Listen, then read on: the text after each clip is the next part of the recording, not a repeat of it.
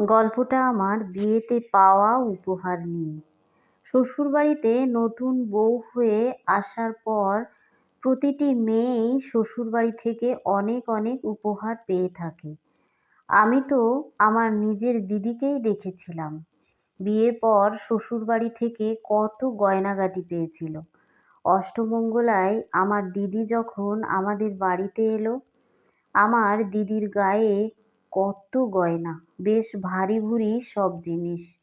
আমার বাবা সেভাবে অত গয়না দিতে পারেনি, কিন্তু দিদির শ্বশুর শাশুড়ি, পিসি শাশুড়ি, বর দিদিকে যেন সোনায় মুড়ে দিয়েছিল। দুপুরে খাওয়া দাওয়া সেরে আমার মা, কাকিমা, ঠাকুমা সবাই দিদিকে নিয়ে পড়ল সেদিন। দিদিকে মাঝখানে বসিয়ে শুরু হলো দিদির শ্বশুরবাড়ির গল্প। দিদি তো শ্বশুরবাড়ির প্রশংসায় পঞ্চমুখ। হাতটা বাড়িয়ে দিয়ে বলল, এই মানতাসাটা দেখছো? এটা আমার শাশুড়ি মা দিয়েছে। কাকিমা বলল, হ্যাঁ রে, তোর শাশুড়ি তোকে সোনার নোয়া দেয়নি? তা আবার দেবে না, এই তো এইটা দিয়েছে। তোর হারের ডিজাইনটা বেশ ভালো তো, লকেটটাও কিন্তু দারুণ। এটা তো ও দিয়েছে, একেবারে নিজের পছন্দে। ও মানে আমার জামাইবাবু। দিদি একটা একটা করে সব গয়না দেখাচ্ছে, আর আমরা সবাই দেখছি। ঠাকুমা বলে উঠল, এমন শ্বশুরবাড়ি পাওয়া মেয়েদের ভাগ্য। এরপর ভালো করে ঘর সংসারটা করো, তাহলেই হবে। মা বলল, ভালো শাশুড়ি পেয়েছো, তা না হলে এত ভারী ভুরি জিনিস কেউ দেয়? শাশুড়ির সব কথা শুনে চলবে সব সময়। আমার দিদি বলে উঠল, সত্যি আমার শাশুড়ি ভালো মানুষ। শুধু শাশুড়িই নয়, শ্বশুরবাড়ির প্রত্যেকটা মানুষই ভালো। প্রতিটি মাই বোধহয় নতুন বিয়ে হওয়া মেয়ের মুখ থেকে এমন কথাই শুনতে চান। সেদিন মায়ের মুখ দেখে বুঝেছিলাম মা ভীষণ খুশি হয়েছিল দিদির মুখে শ্বশুরবাড়ির গুণগান শুনে। আমিও সেদিন ভেবেছিলাম আমারও যেন এমন একটা শ্বশুরবাড়ি হয়। আমিও যেন দিদির মতো বলতে পারি, আমার শাশুড়িও খুব ভালো। আমাকেও তো কত উপহার দিয়েছে। আমার কথা শুনে আমার মাও যেন খুশি হতে পারে। দিদির বিয়ের 3 বছর পর আমার বিয়ে হলো। দিদির মতো আমারও দেখাশোনা করেই বিয়ে। আমার বড় মামাকে আমার শ্বশুর মশাই বলেছিলেন একটা ভালো মেয়ে দেখে দিতে। আমার মামা রেলে চাকরি করেন।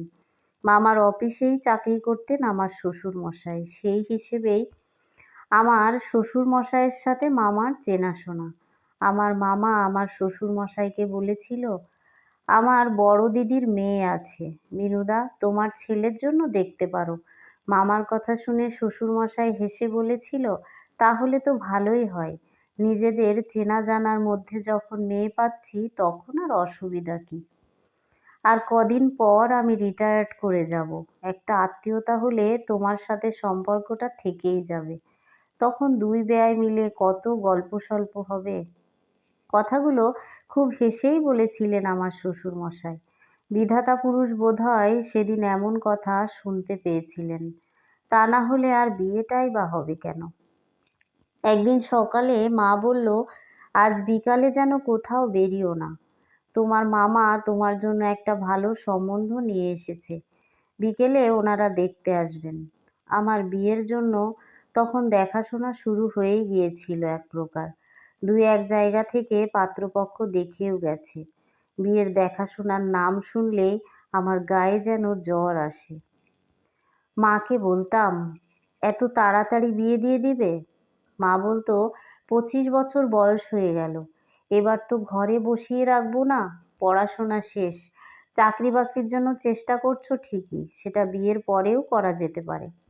আমি একটু হেসেই জিজ্ঞেস করেছিলাম মাকে, তোমরা দেখছি বিয়েটা না দিয়ে আর ছাড়বে না। তা আজ কোন মহারাজ দেখতে আসছে শুনি? তা আমি অত জানি না। তোর মামা যখন সম্বন্ধটা নিয়ে আসছে, আশা করি খারাপ কেউ হবে না। তোর বড় মামার উপর সম্পূর্ণ ভরসা আছে আমাদের, মা বলল। বড় মামা খুব বিচক্ষণ মানুষ, তাই মামা যখন নিয়ে আসছেন খারাপ কেউ হবে না সে ধারণা আমারও ছিল। মা শুধু এইটুকু বলেছিল, ছেলেটি ব্যাংকে চাকরি করে। যাই হোক, সেদিন বিকেলে আমাকে ওনারা দেখতে এলেন। আমি তো দেখেই হয়ে গেছি। যারা এসেছেন তারা সকলেই মহিলা, কোনো পুরুষ মানুষ আসেনি, এমনকি পাত্রও আসেনি। আমাদের বাড়িতে আমার মা কাকিমা সবাই তখন কানাঘুষো করছে। কাকিমাকে মায়ের কানের কাছে মুখ নিয়ে গিয়ে ফিসফিস করে বলতে শুনলাম, বড়দি, কী ব্যাপার গো, জন্মেও দেখিনি যে 4জন মেয়ে মিলে দেখতে আসে। আমাদেরও তো বিয়ে হয়েছে বলো, বাড়ির ছেলেরাই তো আসে, মনে হচ্ছে ওই বাড়িতে মেয়েরাই কর্তা। কি জানি বাপু, আমার যেন কেমন একটা লাগছে। যাই হোক, দেখে শুনে দিও রিমলিকে, আমাদের ইমলির মতোই যেন হয়। রিমলি মানে আমি, আর ইমলি হলো আমার দিদি। এবারে দেখাশোনাতে কেমন যেন একটা ভয় করছিল। এর আগে 2 জায়গা থেকে দেখে গেছে, তখন এতটা ভয় লাগেনি। সে যাই হোক, মামা যেহেতু সম্বন্ধ নিয়ে এসেছে, মামার মুখের উপর কেউই কথা বলবে না। আমিও সেজেগুজে বসলাম ওনাদের সামনে। আমার নাম-টাম জিজ্ঞেস না করে নিজেদের কথাই বলতে শুরু করলেন। ওই 4জন মহিলার মধ্য থেকে একজন আমাকে বলে উঠলেন, আরে লজ্জা পেও না, এখনকার মেয়ে তুমি, আসলে আমি পাত্রের মা। এই 2জন হলো আমার 2 বোন, আর ইনি আমার ননদ। আমরা যেখানেই যাই এই 4জনেই যাই। আমাদের নিজেদের মধ্যে খুব ভাব, একেবারে সবাই বন্ধুর মতো। তাই ফ্রিলি কথা বলো আমাদের সাথে, ভয় পেও না যেন। এমন কথা শুনে সাহস পেলাম। আমি একটু হেসেই বললাম, না না, ভয় পাবো কেন, একদম বন্ধুর মতো মিশতে হবে তো। সে যাই হোক, তোমাকে বেশ পছন্দ হয়েছে। আমরা তো দেখে গেলাম, এরপর আমার ছেলে আসবে, তার পছন্দ হলেই আমাদের পছন্দ। কি নাম তোমার? বললাম, রিমলি। বেশ মিষ্টি নাম তো। বেশ হেসে হেসেই কথাগুলো বলছিলেন, কিন্তু মনের মধ্যে বাড়ির সকলের একটা খটকা রয়েই গেল। এই 4জন মহিলার পাত্র দেখতে আসার ব্যাপারটা ভালো লাগলো না যেন। আমার মা তো বাবাকে বলেই বসলো, বাড়িতে কি কোনো পুরুষ মানুষ নেই নাকি, যে একজনও আসতে পারলো না? বাবা শুনে বলল, সব কিছু এত জটিল করে দেখো না, সহজ করে দেখো। মেয়েরা দেখতে এসেছে তো কি হয়েছে? এরপর পাত্র নিজে দেখতে আসার দিনও স্থির হয়ে গেল। পাত্র নিজে এলেন, পাত্রেরও পছন্দ হয়ে গেল আমাকে। আমার মা বাবা দুজনেই আমার বড় মামার উপর ভরসা করে বেশি।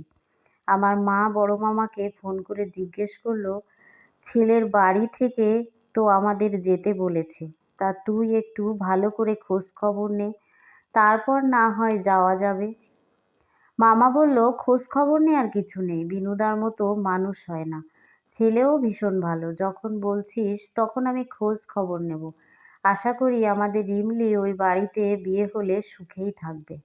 তারপর আর কি, 2 বাড়ির কথাবার্তা মাত্র 1.5 মাসের মধ্যে বিয়ের কথাবার্তা ফাইনাল হয়ে গেল। শুভ দিন দেখে আমারও বিয়ে হয়ে গেল, রায়পুরের ঘোষাল বাড়িতে। বেশ বনেদি বাড়ি। বাড়ির একটা আভিজাত্য আছে।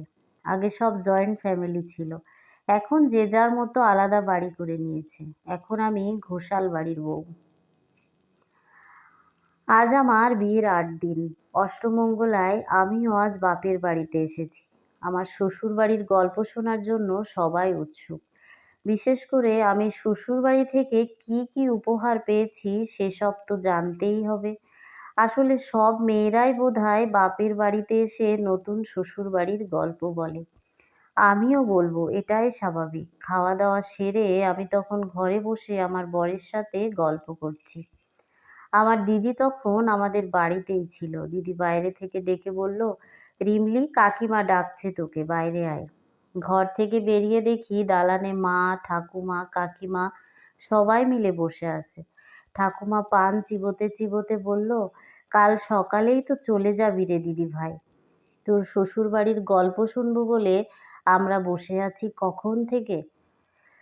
আমি অষ্টমঙ্গলায় এসেছি বটে, পরের দিন সকালেই শ্বশুরবাড়িতে ফিরে যেতে হবে, কারণ বরের ছুটি শেষ, ওকে অফিস জয়েন করতেই হবে। তো আমিও গিয়ে বসলাম মা ঠাকুমার কাছে। বসে গল্প জুড়লাম। মনে পড়ছিল দিদি যখন অষ্টমঙ্গলায় এসেছিল সেসব কথা। দিদি গর্ব করে কত গয়না দেখাতে পেরেছিল, কিন্তু আমি তো সেসব দেখাতেই পারবো না। কারণ আমার দিদিকে যেভাবে গয়না দিয়ে ভরিয়ে দিয়েছিল ওর শ্বশুরবাড়ি থেকে, সেভাবে কোনো গয়নাগাটি আমি পাইনি। নতুন বউকে যতটুকু দেয়া যায় ততটুকুই দিয়েছেন। কাকিমা জিজ্ঞেস করলো, তো শ্বশুরবাড়ির সবাই কেমন? বললাম ভালো। কাকিমা আস্তে করে জিজ্ঞেস করলো, যাতে আমার বর শুনতে না পায়। বলল, বিয়েতে শাশুড়ি কী দিল? বললাম, এই তো নোয়াটা, আর তোমার জামাই এই আংটিটি দিয়েছে। অত বড় বাড়ি আর এই সামান্য কয়েকটা জিনিস, ভালো কিছু দিতে পারলো না? খুব কৃপণ মনে হয়। সে তুলনায় ইমলির শ্বশুর শাশুড়ির দিল আছে বলতে হয়। তুই তো দেখেছিস কত কি দিয়েছিল তোর দিদিকে। আমি তখন হাসছি। কাকিমাকে বললাম, কাকিমা তুমি ভুল ভাবছো গো। আমার শ্বশুরবাড়ির প্রতিটি মানুষ খুব বড় মনের। তা না হলে ঘরের বউকে কেউ এত বড় সম্মান দিতে পারে? আমার শ্বশুরবাড়িতে নতুন বউকে উপহার দেওয়ার একটা নতুন সুন্দর রীতি আছে। আমরা উপহার বলতে সোনা দানা বা অন্যান্য সামগ্রীই বুঝি, কিন্তু এর বাইরেও অনেক বড় করেও ভাবা যায়। সেই ঐতিহ্য চলে আসছে আমার ঠাকুমা শাশুড়ির আমল থেকে। উনি এই নিয়মটা চালু করে গেছেন। আমার মা কাকিমা তখন হাঁ করে মনোযোগ দিয়ে আমার কথাগুলো শুনছে। ঠাকুমা বলল, কি নিয়ম রে রিমলি?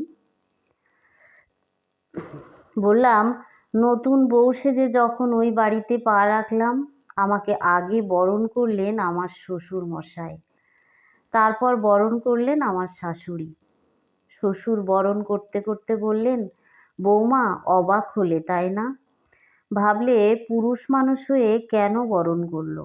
এটাই এই বাড়ির নিয়ম, কারণ তুমি এলে শ্বশুর বাড়িতে। মন্দ লাগেনি এমন নিয়ম। বিকেলে শুরু হলো আশীর্বাদ পর্ব। আমাকে সবাই আশীর্বাদ করার পর সব শেষ আশীর্বাদ করলেন আমার শাশুড়ি মা। কয়েকটা কাগজ আমার হাতে ধরিয়ে দিল। আমি সাহস করে জিজ্ঞেস করলাম, এগুলো কি মা? আমার শাশুড়ি বললেন, ওই যে আমাদের বাড়ির গেটের ডান দিকে ছোট্ট বাড়িটা আছে, এটা হলো ওই বাড়িটার দলিল। আজ থেকে ওই বাড়িটার মালিক তুমি। আমি যখন নতুন বউ হয়ে এসেছিলাম তখন আমার শাশুড়িও আমাকে দিয়েছিলেন, আজ আমি তোমাকে দিলাম। ঘোষাল বাড়ির বউ হয়ে যে আসবে এই বাড়ি তার। আমার শাশুড়ি এটা বলে গেছেন। বিয়ের পর্ব মিটে গেলে পাকাপোক্তভাবে তোমার নামেই রেজিস্ট্রি হবে। শুনে দারুণ খুশি হয়েছিলাম, কিন্তু এমন নিয়ম কেন সেটা জানতে খুব ইচ্ছে করছিল। বিয়ের অনুষ্ঠান মিটে যাওয়ার পর আমার শাশুড়ি মাকে জিজ্ঞেস করেছিলাম সে কথা। শাশুড়ি মা বলেছিলেন, আমার শাশুড়ি মা যখন বউ হয়ে এ বাড়িতে এসেছিলেন তখন শাশুড়ির কোনো স্বাধীনতা ছিল না। সব কিছুতেই অন্যের মত মতো চলতে হতো। কিছু ভুল ত্রুটি হলেই আমার শাশুড়িকে শুনতে হতো, এ বাড়িতে কোনো বেয়াদবি চলবে না, এ বাড়ি তোমার নয়।